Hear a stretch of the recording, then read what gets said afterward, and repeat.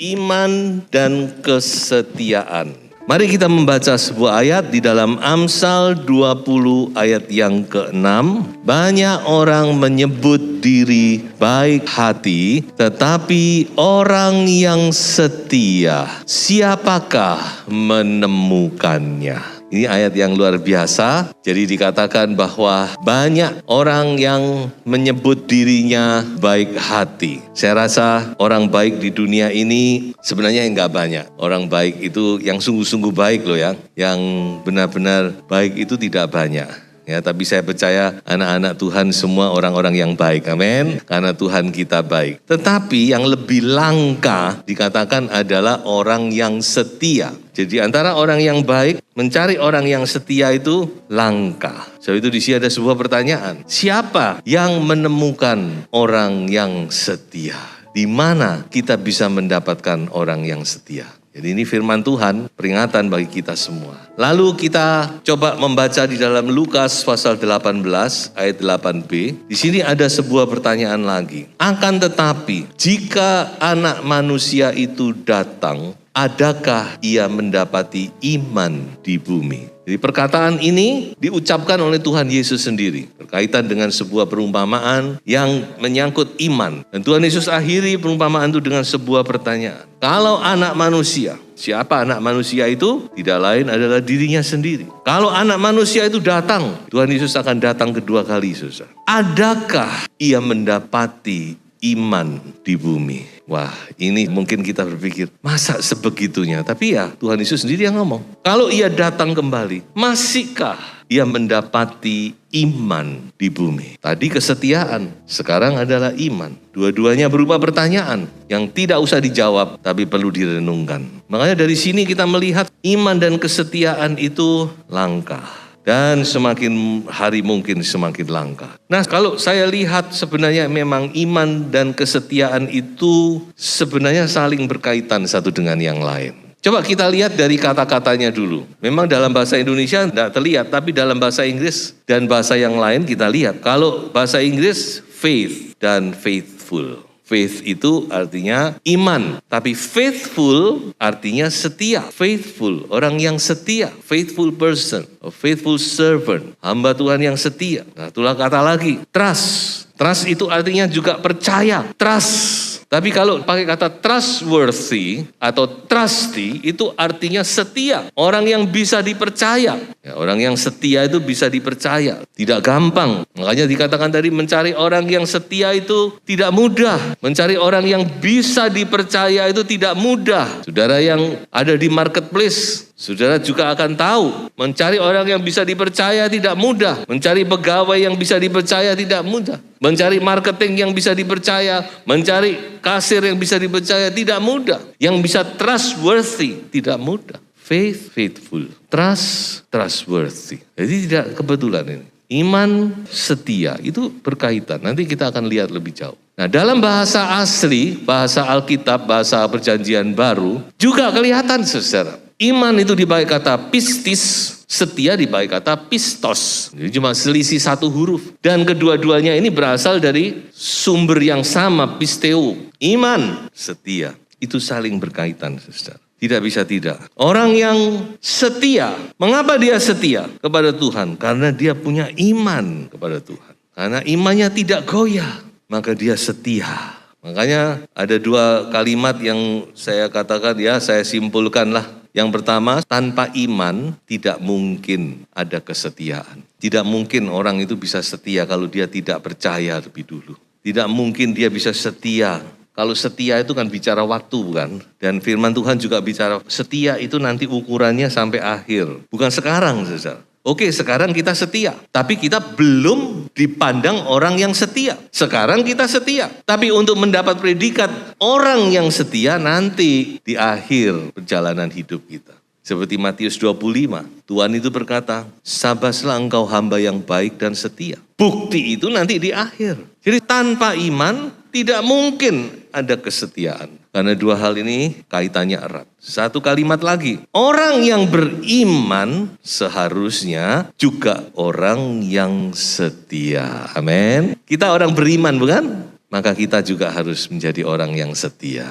Mari kita sekarang melihat sebuah contoh, sebuah tokoh yang bisa menjadi panutan kita tentang kesetiaan, tentang iman, yaitu bernama Kaleb. Poster ini berkata, Kaleb in the Bible, pioneer of the promised land. Dia pionir dari bangsa Israel untuk masuk ke tanah perjanjian. Nah, untuk mengerti tentang Kaleb, saya bagi hidup Kaleb menjadi 3 bagian. Yang pertama, yaitu Kaleb di masa muda. Mari saya bacakan di dalam Bilangan pasal 14 ayat 6 sampai ayat yang ke-9. Tetapi Yosua bin Nun dan Kaleb bin Yefun yang termasuk orang-orang yang telah mengintai negeri itu mengoyakkan pakaiannya dan berkata kepada segenap umat Israel, negeri yang kami lalui untuk diintai itu adalah luar biasa baiknya. Jika Tuhan berkenan kepada kita, maka Ia akan membawa kita masuk ke negeri itu dan akan memberikannya kepada kita suatu negeri yang berlimpah-limpah susu dan madunya. Hanya janganlah memberontak kepada Tuhan dan janganlah takut kepada bangsa negeri itu, sebab mereka akan kita telan habis. Yang melindungi mereka sudah meninggalkan mereka, sedang Tuhan menyertai kita. Janganlah takut kepada mereka. Sudah tahu cerita ini bukan? Tentang 12 pengintai. Inilah asal muasal mengapa bangsa Israel harus berputar-putar di padang gurun selama 40 tahun. Dan kalau kita membaca ini, jangan cuma dianggap ini sebuah kisah sejarah. Ini selalu terjadi dalam hidup kita. Sampai saat ini. Kadang-kadang kita tidak sadar saja. 10 orang pengintai berkata, betul Musa, memang negeri itu kaya, subur, luar biasa. Tetapi, nah ini tetapi ini saudara ya, tetapi ini kadang banyak buruknya. Tetapi kita nggak bisa masuk. Nah itu susah. Karena penduduknya besar-besar, hebat-hebat, senjata mereka mutakhir, mereka ahli perang, habis kita nanti. Itu kata 10 pengintai. Makanya berita-berita yang negatif itu bisa membuat hati kita ciut. Ya, seringkali hati kita ciut bukan karena apa? Ya karena berita. Sama, saudara kalau ke dokter, ini umpama ya, dokter ngomong gini, Pak, Bu, Anda menderita satu penyakit, umur Anda cuma 3 bulan. Anda sedang dalam stadium terakhir, cuma 3 bulan. Lalu ada dokter lain menghadapi situasi yang sama. Dia bilang begini, Pak, Bu, Anda menderita penyakit ini, tapi tidak usah takut. Obat-obatan sudah canggih. Nanti saya obati dan insya Allah ya Bapak Ibu bisa sembuh, bisa bertahan. Karena saya punya pasien juga bisa bertahan. Kira-kira nih, saudara keluar dari tempat dokter, gimana? Yang satu pasti segini. Tuh, apa Pak? Wis lemes, belum apa-apa wis lemes. Tapi yang satu, puji Tuhan. Makanya ini menjadi sebuah pelajaran bagi kita. Berita apa yang kita dengar, berita apa yang kita sampaikan. Ya, saya tidak bisa menyalahkan. Mengapa yang 10 orang gini? Karena mereka memang nggak punya iman. Orang nggak punya iman, beritanya juga nggak punya iman. Orang yang negatif, pikirannya negatif, selalu cuma pikirannya negatif. Beritanya yang keluar kata-katanya pasti negatif. Pasti membuat orang lain lemah. Tapi coba saudara lihat tadi, Yosua dan Kaleb. Negeri ini hebat, memang subur, luar biasa baiknya. Dan jika, nah ini bukan tetapi, jika Tuhan beserta kita, pasti kita dapat merebut negeri itu. Berita yang positif, berita yang membangkitkan iman, berita yang memberi pengharapan. Tapi sayang, yang 10 ini menang jumlah. Pengaruh yang negatif itu lebih gampang mempengaruhi orang. Memang itulah kenyataannya. Mereka sudah kadung mancep ini, sudah wah kita habis kita. Tidak bisa, tidak mampu. Sehingga berita yang positif, berita iman itu justru diabaikan oleh mereka. Mari kita semua belajar dari hal ini, saudara. Baik kita dari pihak pemberita, baik kita dari pihak pendengar, mari kita belajar untuk menyampaikan, untuk mendengar hal-hal yang beriman. Amin. Nah ini, Kaleb punya iman. Dia percaya kalau Tuhan sudah berjanji. Dia juga ingat bagaimana kuasa Tuhan yang sudah dinyatakan di tanah Mesir. Itu barusan saja. Bagaimana kehadiran Tuhan di Gunung Sinai yang luar biasa. Makanya kita juga perlu mengingat hal-hal kebaikan-kebaikan Tuhan, kuasa Tuhan, mujizat-mujizat yang telah kita terima untuk menguatkan kita. Dan Kaleb percaya tidak ada yang tidak mungkin. Kalau Tuhan kehendaki, tidak ada yang susah, tidak ada yang sulit. Mereka pasti dapat. Nah ini cerita Kaleb waktu di masa muda. Bagian yang kedua adalah Kaleb di masa tua. Mari saya bacakan dari Yosua pasal 14 ayat 10 sampai 12. Jadi sekarang, sesungguhnya Tuhan telah memelihara hidupku seperti yang dijanjikannya. Kini sudah 45 tahun lamanya sejak diucapkan Tuhan firman itu kepada Musa. Dan selama itu orang Israel mengembara di padang gurun. Jadi sekarang telah berumur 85 tahun aku hari ini. Pada waktu ini aku masih sama kuat. Haleluya. Aku masih sama kuat. Seperti pada waktu aku disuruh Musa, seperti kekuatanku pada waktu itu. Demikianlah kekuatanku sekarang untuk berperang dan untuk keluar masuk. Oleh sebab itu, berikanlah kepadaku pegunungan yang dijanjikan Tuhan pada waktu itu. Sebab engkau sendiri mendengar pada waktu itu bahwa di sana ada orang enak dengan kota-kota yang besar dan berkubu. Mungkin Tuhan menyertai aku sehingga aku menghalau mereka seperti yang difirmankan Tuhan. Luar biasa orang tua ini, saudara. 45 tahun, cepat. Waktu itu cepat, bukan? Dulu kita muda, sekarang kita tua. Kaleb juga. Sudah 45 tahun berlalu. Dan aku ini sekarang udah umur 85 tahun.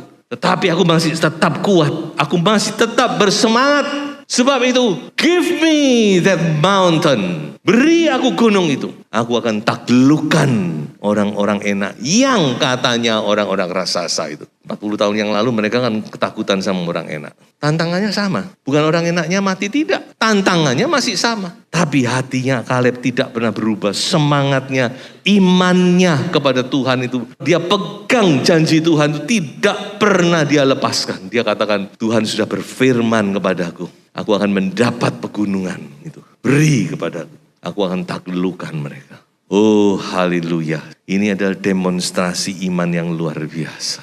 Dia tidak terus tenggelam, terbawa, sayang diri, menyesali diri. Walaupun dia gara-gara teman-temannya yang 10 itu dia ikut mengembara. Tapi dia berkata, aku masih tetap kuat seperti dulu. Kekuatanku tidak berkurang. Haleluya.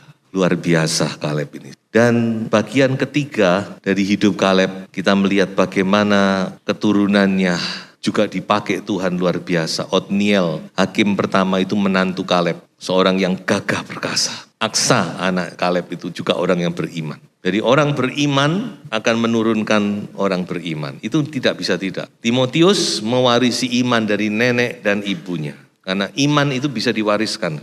Kaleb orang yang beriman. Keturunannya semua orang yang beriman. Nah sekarang kita mau lihat lebih jauh apa sih rahasia daripada Kaleb ini. Coba kita lihat apa yang dikatakan oleh firman Tuhan. Kecuali Kaleb bin Yefun, ya saudara bisa baca ayat sebelumnya.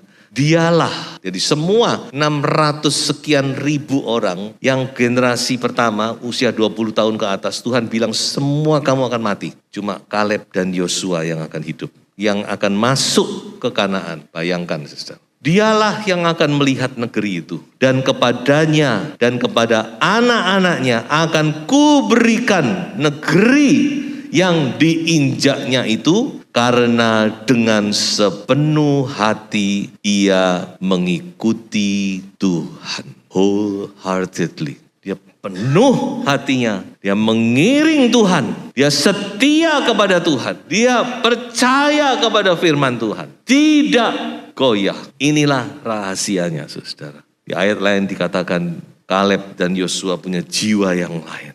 punya hati yang lain. Ya ini hatinya. Dia pegang firman Tuhan, janji Tuhan. Orang lain goyah tapi dia tetap, dia mengiring Tuhan, dia percaya, dia mengikut Tuhan kemanapun Tuhan pergi. Saya pernah sampaikan bukan, maaf kata, karena ini memang arti dari nama Kaleb adalah seekor anjing. Nah, kita tahu bahwa anjing itu binatang yang sangat setia, mengiring Tuhan. Nah itulah gambaran. Jadi kesetiaan dan iman itu memang tidak bisa dipisahkan, saudara. Kalau kita ingin setia sampai akhir, maka kita harus memelihara iman kita, menjaga iman kita, tetap percaya kepada Tuhan, tidak goyah, bahkan semakin hari semakin mantap iman kita. Tidak bisa tidak, karena ketika iman kita goyah, ketika kita meninggalkan iman, maka pasti kita akan tinggalkan Tuhan dan tidak setia. Saya akan akhiri dengan beberapa ayat. Yang pertama, kita bisa melihat dari diri Rasul Paulus. Di dalam 2 Timotius pasal 4 ayat 7 sampai 8 dikatakan, aku telah mengakhiri pertandingan yang baik. Aku telah mencapai garis akhir. Nah ini kesetiaan. Seperti yang saya katakan, kesetiaan itu nanti diukur di garis finish. Bukan di tengah jalan. Tapi ketika orang itu sampai berlari, sampai garis finish, nah itulah kesetiaan. Tapi jangan lupa, katakan oleh Rasul Paulus, dan aku telah memelihara iman. Iman itu harus dipelihara. Dalam bahasa Inggris, I keep, harus dijaga. Mengapa kita beribadah? Untuk menjaga iman kita, untuk memelihara iman kita. Saya yakin kalau kita nggak beribadah, nggak usah lama-lama. 1 bulan saja, pasti lemah. Saudara walaupun, saya kuat, saya tetap berdoa, nggak bisa. Karena iman itu dari pendengaran, kita dibangkitkan lagi. Lalu firman Tuhan kita dibangkitkan lagi. Kita dibangkitkan lagi, kita didorong lagi. Aku telah memelihara iman, aku sudah menjaga imanku. Bukan saudara saja, saya juga perlu. Saya kan tiap minggu bicara. Saya juga perlu masukan. Saya kalau sudah Senin sampai Sabtu, ada waktu saya mendengar khotbah, mendengar pengajaran. Sekarang telah tersedia bagiku mahkota kebenaran yang akan dikaruniakan kepadaku oleh Tuhan, Hakim yang adil pada harinya. Tetapi bukan hanya kepadaku, melainkan juga kepada semua orang yang merindukan kedatangannya. 1 ayat lagi di dalam Wahyu pasal 2 ayat 10. Bagaimana Tuhan berpesan kepada jemaat Smyrna. Jemaat Smyrna ini adalah jemaat yang banyak alami penderitaan. Di antara 7 jemaat surat yang Tuhan Yesus tulis kepada seluruh jemaat, hanya jemaat Smyrna, satunya juga Philadelphia. Tapi jemaat Smyrna ini Tuhan tidak menegur, tapi justru memuji dan menguatkan mereka. Dan Tuhan berpesan demikian, jangan takut terhadap apa yang harus kau derita. Jangan takut, sesungguhnya iblis akan melemparkan beberapa orang dari antaramu ke dalam penjara supaya kamu dicobai dan kamu akan beroleh kesusahan selama 10 hari. Hendaklah engkau setia sampai mati dan aku akan mengaruniakan kepadamu mahkota kehidupan. Setia sampai mati. Berarti kita harus memelihara iman ini sampai mati. Jaga iman ini, pelihara iman kita, supaya kita boleh tetap setia. Jadi pesan firman Tuhan, setialah sampai akhir. Jangan lepaskan imanmu, bahkan terus kobarkan imanmu, karena besar upah yang menantinya. Tuhan Yesus memberkati, haleluya.